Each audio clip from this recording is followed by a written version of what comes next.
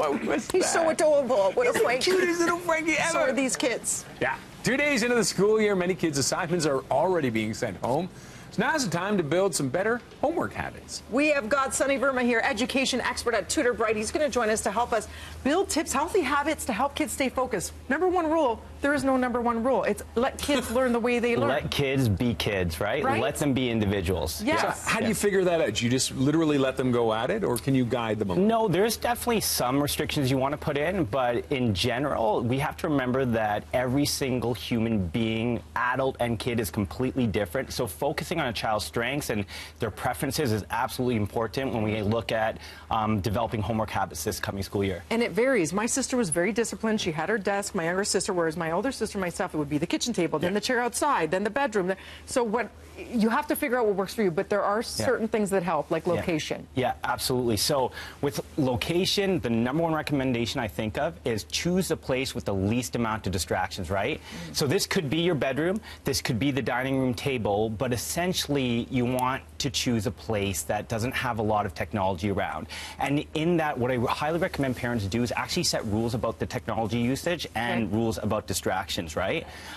Because essentially, you know, your kids can pull out that iPhone or their favorite gaming console, and you really want them to put it away. And the best way of setting these rules is actually including your kids, because when you include them, they can contribute to it, and their contribution will allow you to hold them accountable when they do actually get distracted. Really Now, but they do need some movement, though, a little bit, right? I mean, especially boys, I think, when they're trying to study, it gives them a little focus by moving or doing something. Yeah, so tapping, movement, and actually even background music has shown to be really successful for a lot of kids who just get a little bit of the jitters when it comes to doing their homework, right? But it depends on the genre, right? Yeah, that's exactly it. So I'm not talking about, you know, the modern day pop music. I'm talking about the classical, yoga, those types of music. And the reason why that's really important, because it can really help put your kid at ease, but I think more importantly, because there's a little bit of a beat in the background, it can make homework a lot more fun. And candles. I love that idea. Where you're creating like a Zen den. Yeah. You know what? That's really good. So two things, when you have a homework space, have candles, right? Because aromatherapy can put people at ease, right? And everybody wants a place that smells good, right? Yeah. And number two, so if you think about modern day workspaces, we have a lot of motivational quotes. Why don't we do this for our kids when it comes to their study space, right? Because anything that can inspire our kids to do just a little bit more homework is an absolute must.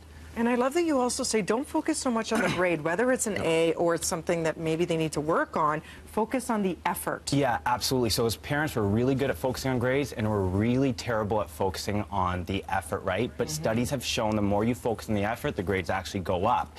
So if you take, for example, let's say your kid that comes home with an A on their report card or an A on their homework assignment, instead of saying, I'm so proud of this A that you got, or I'm so proud that you're so smart, change this and say, I'm so proud of the effort you put in. I'm so proud that you asked your teacher for help. I'm so proud that you stayed up all night doing it, right? And in reverse, if they bring home a bad report card, don't say, I'm so disappointed in the report card, I'm so disappointed that you're not smart enough. Say, I'm so disappointed in the lack of effort that you've shown. Because if we can show our kids, honestly, that if they change their habits, their behavior, and their effort, they can change the outcome of their future to have extremely positive results. The word disappointed always guts you. It's a tough one, but sometimes you need some tough conversations about it too. But how do you get your kid to like homework or do it? I won't even say like, but just do it. You know what? Discipline, right? That's why, so what I recommend is choosing a right time to do homework, right? Every kid's going to choose a different time, but irrespective of their preference, why you want to have a consistent time every single day is because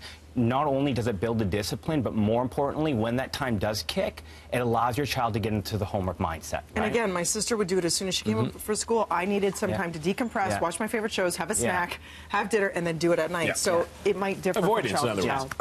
Avoidance. That's why I ended up working on live TV. Procrastinator to the core. Thank you so much. Thank you. That was great. Thanks very much. For more appreciate you coming information, in. amazing tips on Sonny's homework tips, go to our website, breakfasttelevision.ca or Tutor Bright. We'll be back with more BT right after this.